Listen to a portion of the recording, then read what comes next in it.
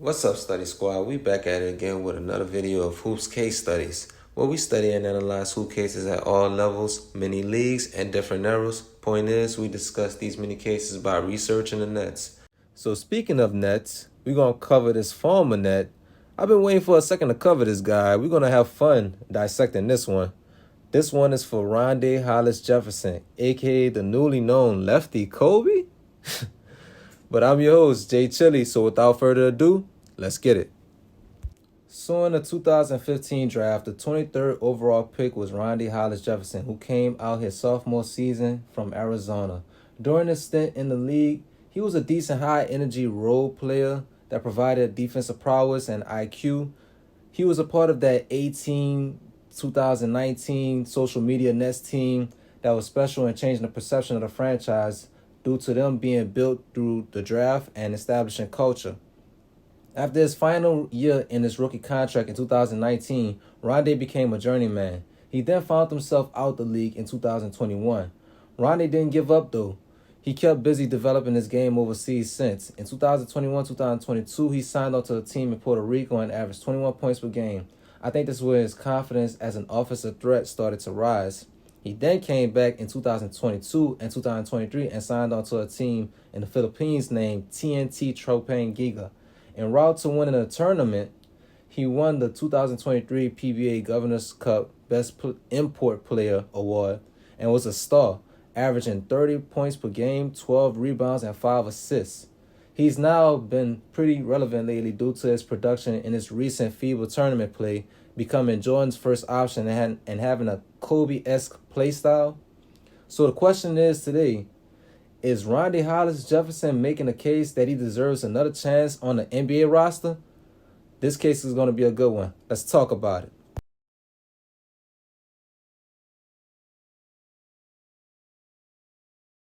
So Rondae has always brung a high motor, fast break threat, good IQ, and defensive prowess to the table. From his film from his recent year at Giga and FIBA play, he seems to be a bit more comfortable taking middies. He is also creating for others due to having the ball more in his hands and drawing attention. A good mid-range can open up your game so much due to the fact that it's usually one of the most open shots. A player that could make a simple move to gain a little space and fire off a midi at any point inside the perimeter is pretty hard to guard due to the high variation of when and how a midi could get fired off. Alongside, Rondae has improved his footwork drastically. If Rondae can translate a consistent midi to the rest of his game, I think he's more than worth a shot. He still has a 7'2" wingspan, is 6'7", which is decent size and years of athleticism in him at 28 years old. His ball handling has always and it still is solid. I see him best fit in a role where a bench needs someone, to be like a small ball four, slash or roll off the bench. He comes in and play hard defense by being able to guard the other team's best perimeter offensive threat and gives you high energy, defensive versatility, and some creation for a shot off the bench.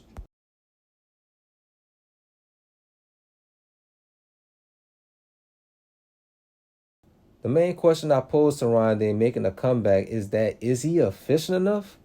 It's interesting because going back to him coming back out of college as a sophomore scoring 11.3 points per game, he was known for his leadership and defense, but did he leave too early and not develop his offensive game? He is shooting 41% from the field goal, 21% from the three, and 72% from the free throw line in FIBA play. When I use the eye test on Rondae, his shot form still doesn't look fluid to me. The freedom he has been given in playing overseas and FIBA play, he won't have that in the NBA. To justify a roster spot for a veteran, he has to be efficient in some capacity, or teams will look for a younger player that has a higher developmental potential just as cheap contract and could be a better fit to give the spot to. From his FIBA numbers, I'm still a bit hesitant to say a team will bite the hype. The thing that makes it tricky, for Rondae is that he is coming in like he's undersized for his position that's best suited for him, which is playing the four. A unique lineup, maybe he could switch to some three. He had more of a muscular frame coming into the league, but he has gotten a little slimmer, which may have caused him to be a bit quicker, but he loses a little size. But the problem is that in the NBA, if you are on the perimeter, teams are going to make you earn your pay on the perimeter. And Rondae's jump shot doesn't permit that he plays on the perimeter, in which works against, per se, a perimeter-oriented league.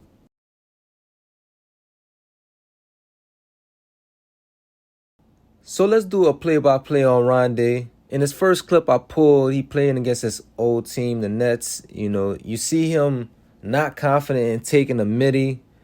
He drives all the way into the defense, goes for a highly contested shot. Here's another play against the 76ers where he drives directly into the defense. He just wasn't confident in taking middies. And you can see in his development, like now, playing overseas a couple years, like compare that to his first stint, he's just more confident in taking middies. And he needs to become a legitimate spacer in the NBA in order to survive. Most likely won't become a knockdown shooter, like shooting at 40% from the three or 80% from the free throw line, but a decent midi either off the bounce or off a pass in a spot-up situation seems to be a little more realistic.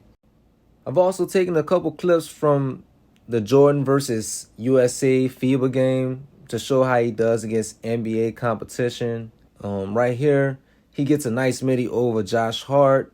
The next play, he gets past Anthony Edwards while he's draped over his back, gets an and one shot. And in his next play, he gets his chest into Austin Reeves and get a one-legger over him. Good shots. Another one, he gets his space from Paolo Banchero, get a good shot up, missed it, but still a good rep. But he's more confident in taking that midi.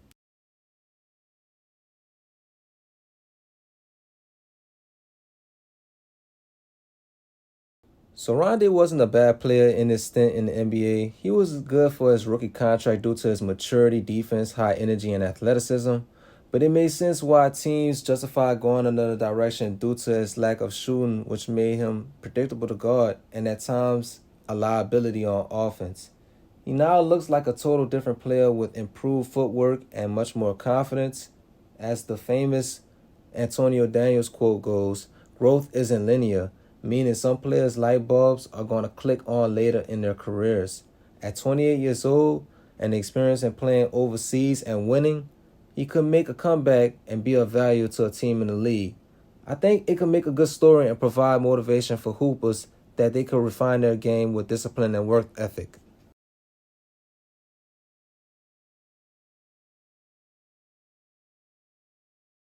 So in conclusion, does Rondae have that chip on his shoulder to make it back in the league? Is that even his goal? This recent FIBA play will definitely put him on out of 32 teams' radar. As the newly known lefty Kobe, does he have that Mamba mentality to prove that he does belong? Tell me what y'all think about Rondae in the comment section. We'll be highlighting him along the way, I hope you guys enjoyed this video, though. Thank y'all for checking it out. I'm going to see y'all soon, so y'all got to stay tuned. Please don't forget to leave a like and subscribe if y'all enjoy content like this. I'm out.